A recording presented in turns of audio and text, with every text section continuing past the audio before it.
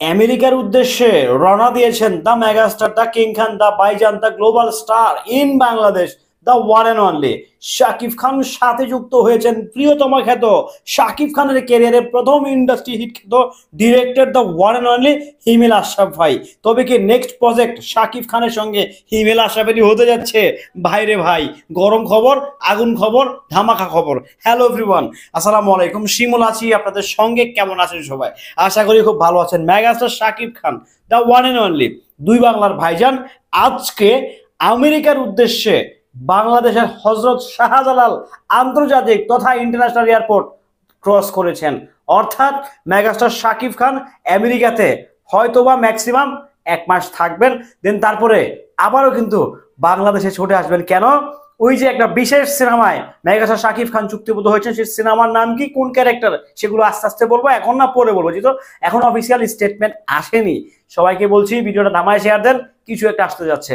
দেখেন শাকিব খান এই লোকটারে যত বেশি দেখি তত বেশি আমি অ্যাস্ট্রোনাস হই, যত বেশি দেখি তত বেশি সিরিয়াসলি আমি সারপ্রাইজ হই। তাকে দেখে উপায় নাই, তাকে দেখে বোঝার উপায় নাই এই মালটার বয়স যে আসলে 40 আপ। এই দেখলে মনে হয় মালটার বয়স 25, ম্যাক্সিমাম 28, ম্যাক্সিমাম 31 কিংবা 2, তার বেশি কিন্তু আসলেই মনে হয় না।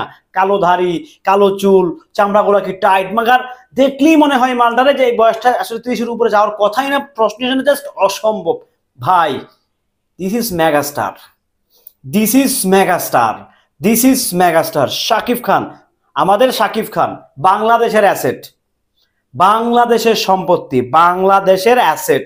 সো মেগাস্টার শাকিব খান আপনারা সকলেই জানেন যে আমেরিকার নাগরিকত্ব পেয়েছেন, সিটিজেনশিপ লাভ করেছেন। সো সেই জায়গা থেকে সিটিজেনশিপ তথা গ্রিন কার্ড টিকাতে হলে মিনিমাম অন্তরঙ্গ 6 মাস পর পর হলেও 1 মান্থ স্টে করতে হয় আমেরিকাতে, মানে 1 মাস হলেও থাকতে হবে আমেরিকাতে, না হলে তার গ্রিন কার্ড হোল্ডারটা বাদ হয়ে যাওয়ার একটা সম্ভাবনা থাকে। সো সেই জায়গা থেকে, সেই দায়বদ্ধতা থেকে কিন্তু মেগাস্টার শাকিব খান কোথায় যাচ্ছেন?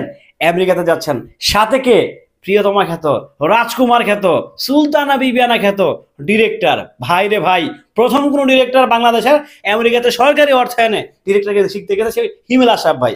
রীতিমতো শাকিব খানকে নিয়ে প্রথম সিনেমায় জাস্ট কাঁপায় দিয়েছেন। সেকেন্ড সিনেমাটা ভালো হয় না, সেটা পরের ব্যাপার, সেটা হইতেই পারে ভাই। একটা ডিরেক্টর সব সিনেমা ভালো যাবে this is not necessary, this is not like that. এক একটা সিনেমা এক একভাবে যাবে, এক একটা সিনেমা এক এক প্যাটার্নে চলবে। রাজকুমার এক গল্পের, প্রিয়তমা আরেক গল্পের। সো দুই প্যাটার্নের, দুই আঙ্গিকের। হয়তো প্রিয়তমা আমার কাছে ভালো লাগছে, রাজকুমার ভালো লাগে নাই, সিম্পল ম্যাটার। সবাইকে সব কন্টেন্ট ভালো লাগতে হবে, সবাইকে সব সিনেমা ভালো লাগবে, this is not necessary. Shakib খানের বরবাদ আপনাদেরকে ভালো লাগছে, ওয়াও লাগছে। শাকিব খানের পরবর্তী সিনেমাতে ভালো লাগতেই হবে, কিংবা ভালো লাগবে, সেটা আসলে কি কোনো বাধ্যকতা নেই। ভালো লাগতেও পারে, ভালো নাও লাগতে পারে।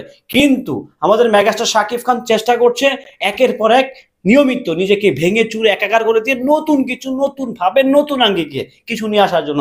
সো সেই চেষ্টা কিন্তু মেগাস্টার শাকিব খান অব্যাহত রেখেছেন, ধারাবাহিকতা রেখেছেন। সেই জন্যই তো আমাদের মেগাস্টার, সেই জন্যই তো দা ওয়ান এন্ড অনলি, সেই জন্যই তো আমাদের দুই বাংলার ভাইজান শাকিব খান। যাই হোক, সবকিছুর মুদ্রা কথা এক কথা, শাকিব খান আমেরিকায় যাচ্ছেন, মেবি কালকে পৌঁছাবেন। একটা ট্রানজিটের ব্যবসা করেছে, অনেক দীর্ঘ লম্বা সময় পাড়ি দিতে হয়। তো সেখান থেকে ট্রানজিটের একটা ব্যবসা কাজ করে। তো সেই জায়গা থেকে মেগাস্টার শাকিব খান মেবি কালকে বিকাল কিংবা দুপুরের মধ্যে আমেরিকাতে উনি পৌঁছে যাবেন। সো ওনার দীর্ঘ জার্নির সুস্থতা কামনা করছি, এবং আমরা চাই আমাদের প্রাণপ্রিয় মেগাস্টার শাকিব খান উনি যেন সুস্থভাবে আমেরিকাতে পৌঁছান। প্রিয় সাকিব ভাইয়ারা, আপনারা দোয়া করবেন যেন আমাদের মেগাস্টার শাকিব খান, দুই বাংলার ভাইজান, দ্য গ্লোবাল স্টার, যাই বলি না কেন, সকল টাইটেলের খেতাব একজনের ডিজার্ভ করে বাংলা মাটিতে, মেগাস্টার শাকিব খান।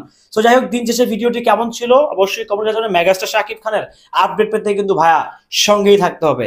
আল্লাহ।